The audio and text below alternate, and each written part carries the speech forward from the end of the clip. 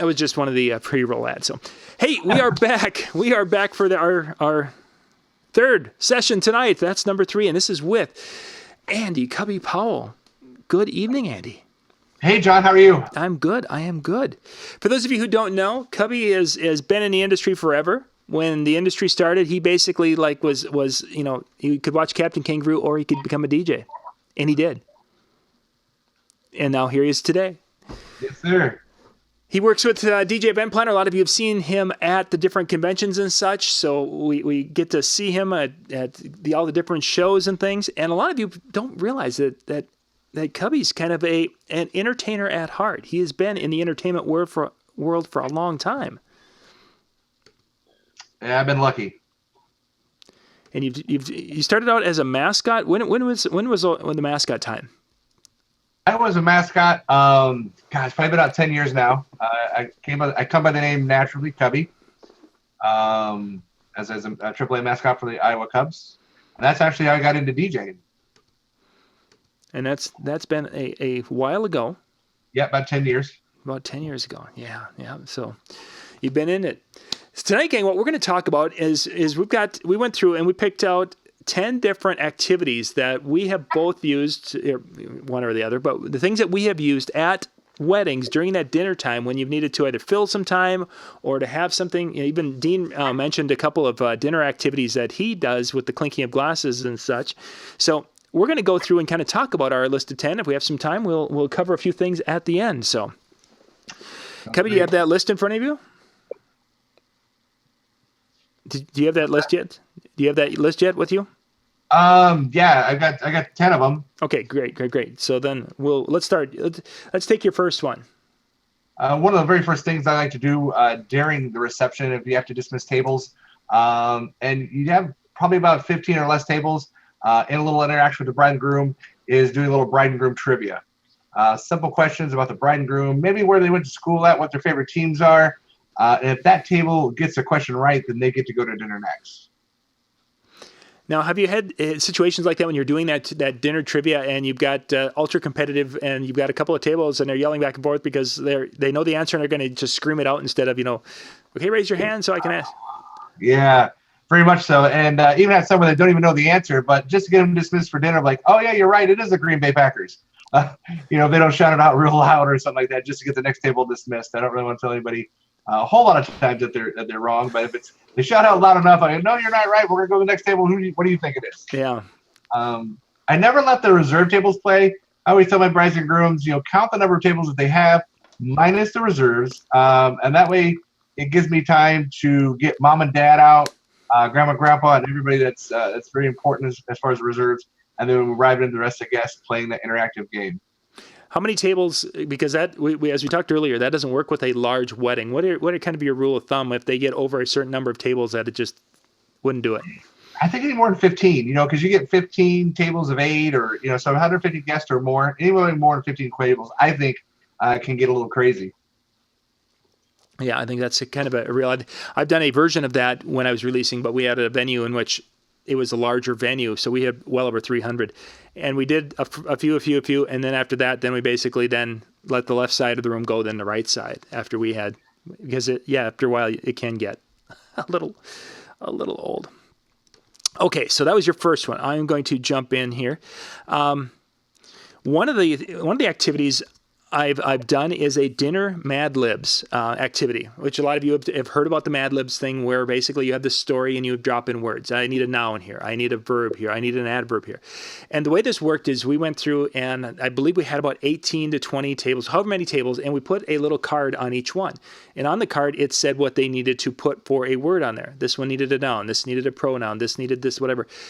And then we took those words and brought them back and made a story. But the story was all designed around the bride and groom. Basically, it was the one particular one. We did one that was their fictitious meeting and their very first time meeting. And the other one, which was more fun, this was kind of after that bride and groom did that whole trying to get to the venue. And there was the zombie apocalypse going on. And they're shooting them on a skiing hill. It was how they were struggling to get from the church to the reception hall.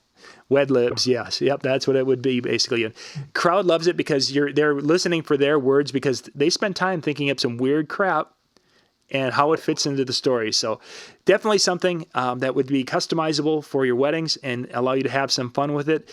The very first time we did it, the couple was really into Mad Libs, and it was a huge thing. The second time was the idea that they wanted to do something that was fun, like that introduction, but they couldn't do that introduction, and they're like, well, let's do something that would be similar, that would give that feeling. Well, let's tell the story about it, but let's have the guest tell the story. So, okay.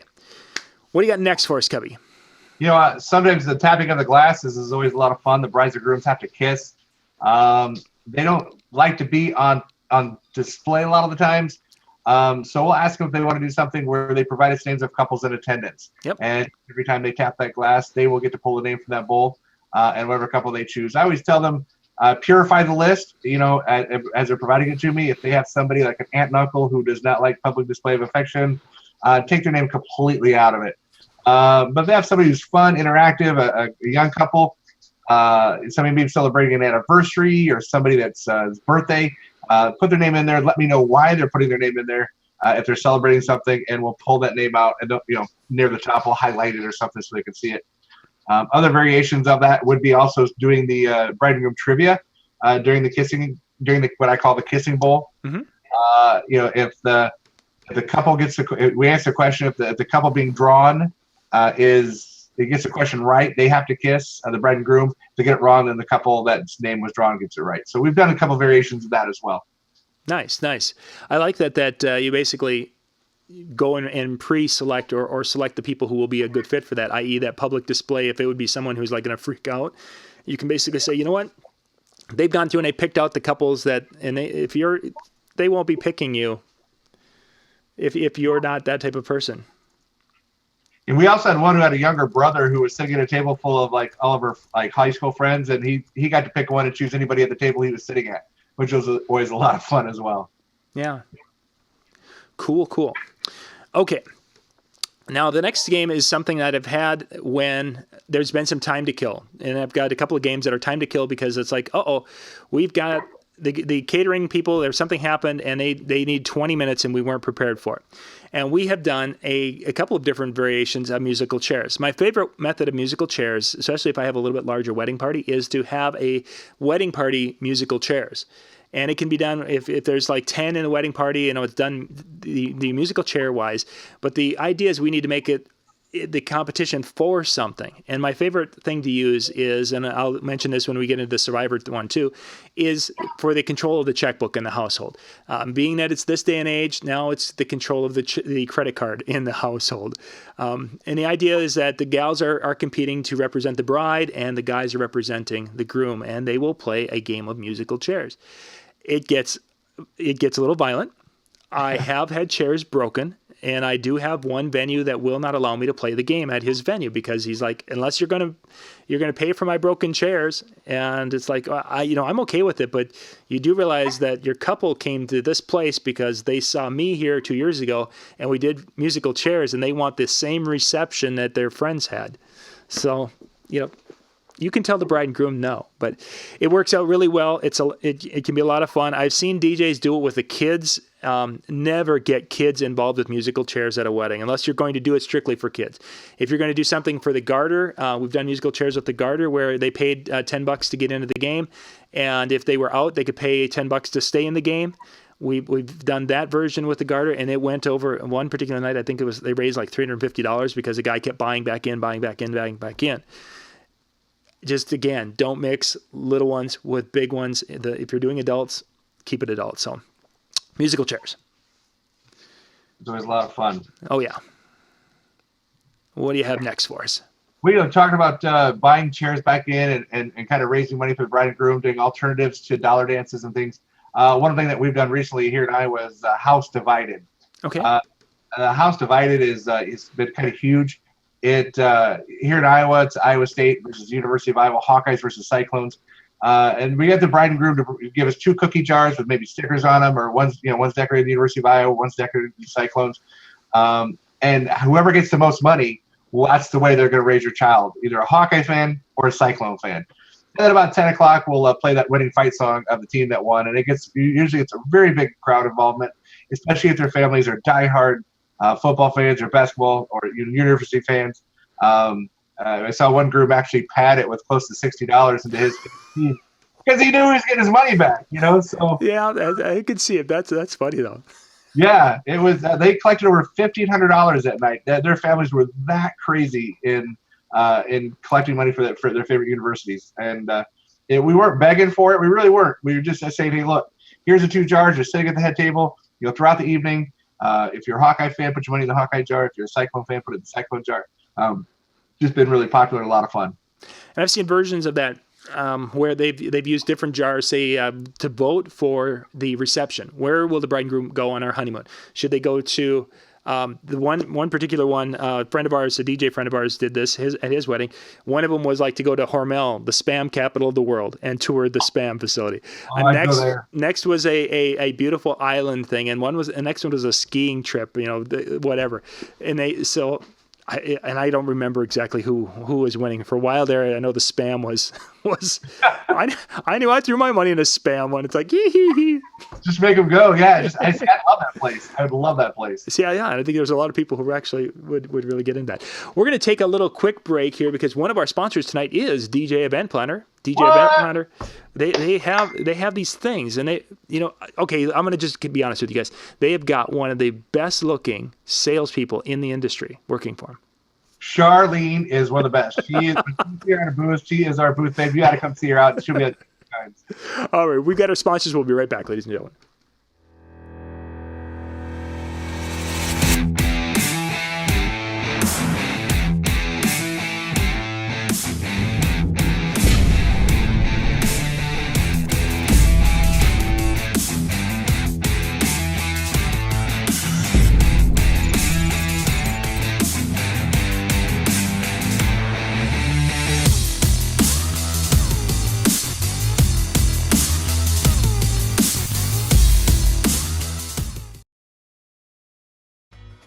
DJ Event Planner will change the way you manage and run your business. Streamline all of your procedures and software into one easy-to-manage system. DJ Event Planner, the ultimate online planning tool.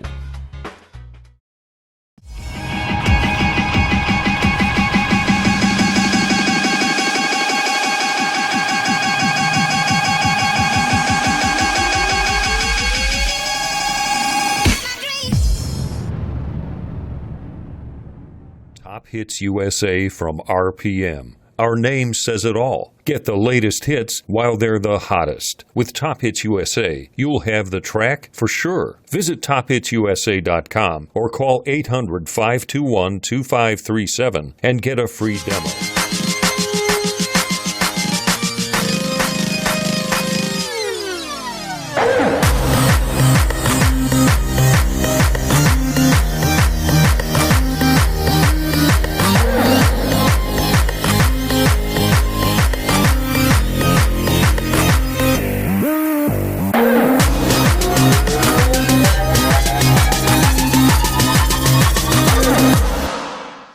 All right, we are back. We are going through our tips for some dinner time activities. And if you're watching us on Facebook Live, thank you for watching. Our chat room and such that we're kind of following along is over on YouTube. The links should all be in the descriptions.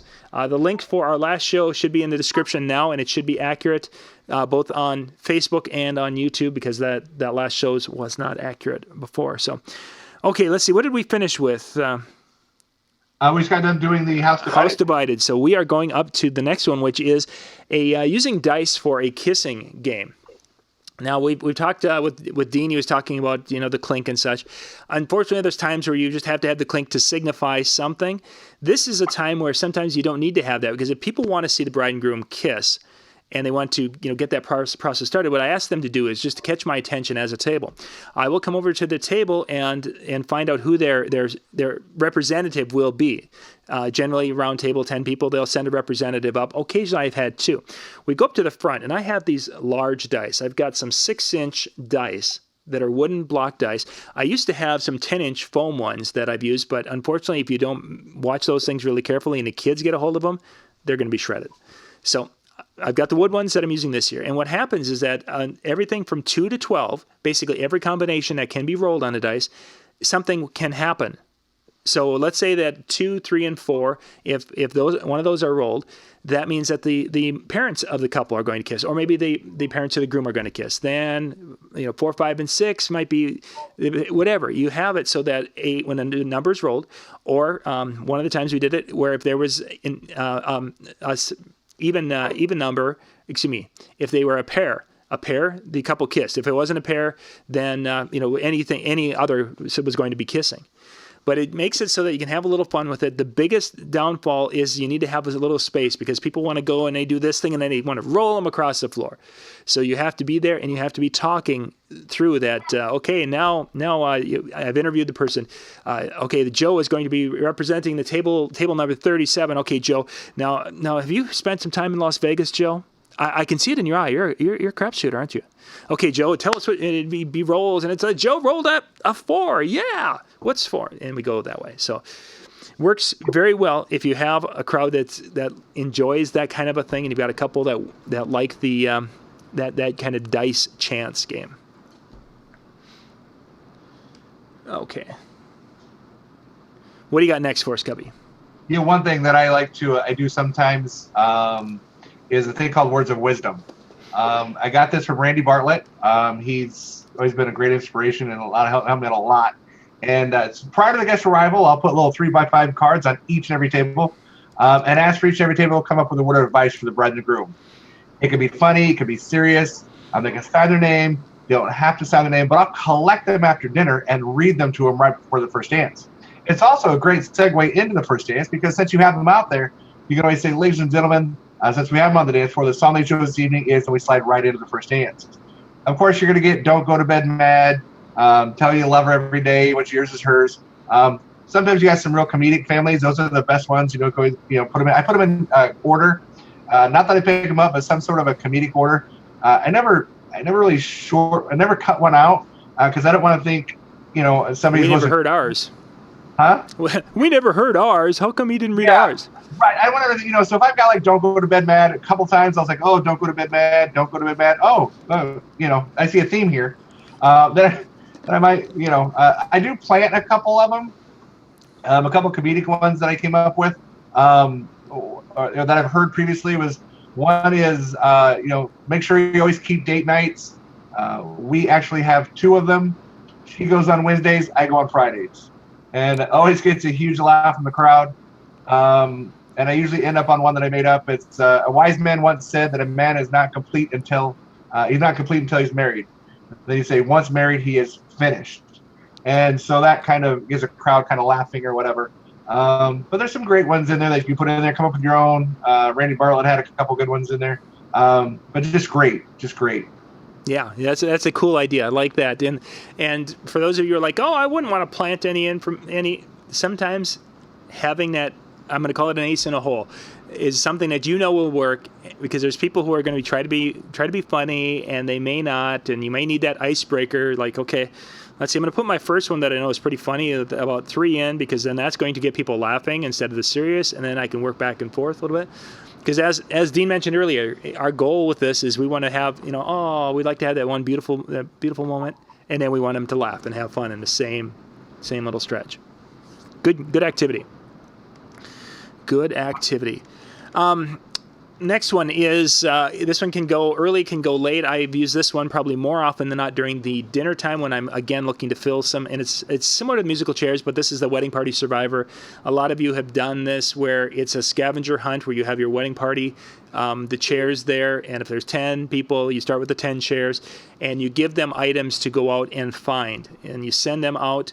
They'll go, the things like a woman's left shoe is one of my early ones. They go out, they grab a left shoe from the ladies, and they have to come back and sit down. Once they get up and leave, you take the chairs and put them to the side. I find what I have done with this is as people are coming flying back in, is I actually kind of position myself, because I'm a larger person, that I position myself behind the chair, so as they're coming into the chair, that I can kind of help to steady it so it doesn't go sliding and people getting hurt. I have had that happen on a few occasions. Ironically, I don't think I've ever broken a chair with this. I've had people crash into the boards, we'll call it, but I've never broken a chair with that. But there's different things. The belt is one, lipstick, and they have to apply it. Toilet paper from the opposite sex bathrooms when you get down to the very end. A Bible I've had, something you can write with, sports team thing. Hawaiian money is one that's been very popular, and it's still, even though I've done weddings for the same family, and they've heard me do this routine, and they've heard me say Hawaiian money, they still are like, okay, what's that now? I don't remember. So, great game. A lot of variations of it out there. Yeah, going back to your lipstick, I usually say a man wearing lipstick, and normally they come up with it on their lips. And he said, well, sir, you could have just put it on your wrist, but I like what you're going with it tonight, and he kind of make fun of him, with a man wearing lipstick. Sometimes I also do something medical, and notoriously somebody will come up with some pills. And once again, as Scott Favre says, always know your crowd. I do this a lot at corporate events. Like, okay, whose Viagra is this? And then everybody will watch them as they walk back to the table, see if it was a Viagra or whatever. A pair of glasses, it actually could be 2 glasses versus this. I've had people take my glasses. I do the scavenger hunt a lot during corporate events. I've done it twice at a wedding. Once again, Xing out the dollar dance and doing this, and they actually bought their way back into it, like you shared earlier with the musical chairs. Kind of like we started at $1, we started at $3. And so it's been a lot of fun buying your way back into it. We slowly went up, and they got a bottle of wine or something. They got a nice bottle of wine if they won the scavenger hunt. Mm-hmm, mm-hmm. Yeah, so some of the things we're talking about here, somebody asked if during the dance, and some of these, like the Survivor I've done during the dance, I use them either to fill time during the dinner, or I will use them as a segue. If I'm going and say I've lost the attention because we've done the dollar dance, and it's like, gosh, I'd like to bring the attention back. This is a great time to do one of the activities, actually your next activity. This is a time that I have used that activity, and we'll get to that in just a second. But there's things you can do. What you want to have, if you're doing something during the dance, it's got to be high crowd involvement, and it's got to be a fast-paced, funny, get their attention and do it quickly and get in and get out of it. It can't be a 20 minutes thing. It's got to be a 2 or 3 minute activity. So if you've never done these things before, it's something that you really got to think through, kind of script out, go do some research on how they do it, and maybe practice it during that dinner time where your timing isn't as critical, because to do the Survivor, when I'm doing it during the dance, I want to be in and out of that thing in about 2.5 minutes. And there are times where I've had people who go, oh, we missed it. It's like, yeah, because I want to get them. I've told the wedding party I want them there in 10 minutes, and we're going to do something. I want them there, grab chairs, go, line it up, explain to the guests, send them out, boom, boom, boom, boom, boom, done. And the crowd's laughing, having a good time, and now their attention is back on my dance floor where I want it. Okay. Yes, sir. Let's get to our next one. You've got. Yeah. One thing a lot of people have done is the shoe game. We bring the bride and groom out to the center of the dance floor, put 2 chairs on the dance floor with their backs to each other, taking off their shoes. I've almost kind of thought of maybe getting some bride sign, groom signs, him, her, versus shoes. Once again, looking at segues and how it's transitioned, having to put their shoes back on for the first dance. But I ask them a series of questions. We tell people, how well do you know each other? And so who's the better driver? Who's the better cook? Once again, always know your crowd. Now that you're married, who's going to be the first to say not tonight? Just a series. There's always a great way to Google and find some great questions. And one that I always end on is, right now, who do you love more than anyone else in the world? And that's just that's what I'm. Yep. Dan mentions black or white flip flops. Great idea. Yeah, I can go to Old Navy and grab some of those. Great idea. Man. There was I saw somebody had mentioned a few years back there were little duckies that were in a tux and in a bridal. I could not find those, and they were larger. But some people have used little bears that have been decorated. This past wedding I did, he was into tractors and she was into cooking. So it was a tractor and a ladle of some sort. So this is another area that you can really customize with your couples and have some fun with it. Or you have your fallback, which I think Dan's. I think I'm actually going to go out and buy the flip flops, because that's it's a great backup. I can have it in my box and they can get. Yeah. What a great idea! See, we learn things from. Yeah. You guys are great in the chat room. The last one is I've had it where we've done table trivia, And this is, I call this my dinner couple trivia, where basically it's questions, about 15 questions about the bride and groom. And the idea with this is that each table, and it doesn't matter how many tables we have, they all have an answer sheet, and we will be asking these questions. This works better during a plated sit-down meal than it does with a buffet, because when they're in a buffet, they're up in a line. It doesn't work as well. If they're there for the whole time, we'll ask questions throughout the period of the dinner. We figure it out that, okay, dinner's going to be about 40 minutes from the time they start serving till that, so this is going to be kind of that thing, and it takes some of the focus off the clinking of the glasses. During that time, we ask these questions, and there's going to be some questions that his side will know, some that her side will know, some that none of them will know, because we don't want to have anyone that gets all 15 or 20, whatever your number is, you do. And then at the end, you go and you have everybody, everyone who's got 5 or more stand up, if your table's got 5 or more, and then 10 or more, and then you find out who's got the most. And what you do is you award the winning table a prize. Maybe it's a chocolate candy bar or something for each person at the table. And then the fun one is to award something, a novelty joke or a joke booby prize, we'll call it, to the table who knew the least about it. And one of them, what they did is they had these coloring books that I'm sure you've seen the Cubby at the weddings where they have a coloring book. What happened is the groom went and colored it in and then handed them the coloring book as the booby prize. And he only handed one to the table, but he's like, you guys need to read more and learn more about us. What a joke, as far as fun and such, because he came out and he presented it himself for that table. So good stuff. Cubby, we are out of time. Holy cats, it's 9:30. I'm going to share my twist on the dollar dance. Oh, let's do that. Let's do that. Let's do one more. Yep. What do you got? Last one. Nobody enjoys doing the dollar dance. It is a time killer. But one thing me and my business partner Brett have been doing recently, and it's just taken off like wildfire, is instead of a dollar dance, we've been doing a selfie dance. And we explain it that it's, everybody's seen the dollar dance. They know how it takes place. You come up, you give the bride a 1, a 5, a 10, a 20, and you dance with the bride and the groom. But now they come up and take a selfie with the bride and groom. And then the bride and groom will have that memory of a lifetime of that guest at the reception. And selfies are very popular.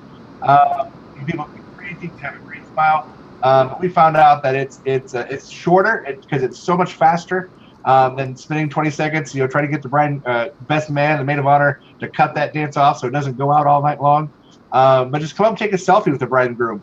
And man, it's been hugely possible. I actually had a bride at one of my weddings recently who was crying and said, I wish I could have done this at my reception.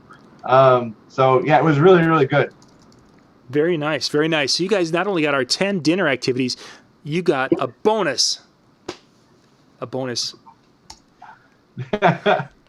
Cubby, we're going to be seeing you at some upcoming DJ shows here. I am going to be missing DJ times due to some previous events that I have booked. But Troy will be out there. Shar, go out and talk to us. Or he said, hit me up on Facebook. Be more than happy to share anything that I have with everybody. Yeah.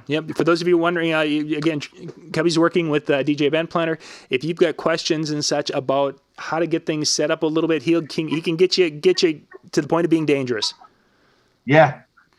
And then, of course, from there, it's the world, the sky's the limit. Great stuff, Cubby. Thank you much for being on tonight. They can find you on Facebook if they go and search Andy Powell. Email. What's the best email? Andy at selectentertainmentiowa.com or Andy at DJ Event Planner. I don't care. You need to make my business one. I'll help you out. Yep. Andy at DJ Event Planner. You give him a shout, drop him a line, and he can share all sorts of knowledge. Ta-da. Gang, we're going to switch to our final and fourth show for tonight. Cubby, thank you much for being on, and we gotta have you come back and we can talk about more cool stuff. Yes, We haven't even talked about the bar trivia and that whole world. I think we should use that as our next topic. So that'll work. All right, thank you much. We'll be back with show number 4 in just a couple minutes. I put the link in the YouTube chat, and it's down in the description of the videos. We'll see you in a couple.